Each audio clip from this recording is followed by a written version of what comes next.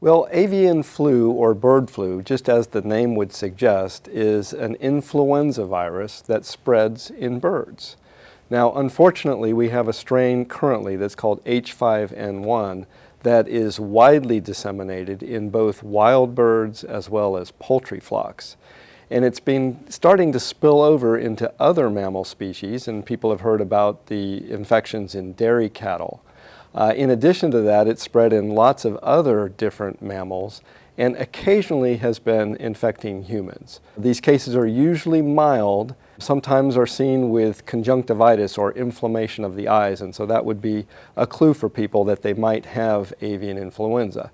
So for right now, the public really is not at risk because we've not seen any person-to-person spread from avian influenza, but people who are working closely with flocks of poultry or in the dairy industry who get a flu-like illness should be seen by medical personnel and evaluated for possible H5N1 avian influenza.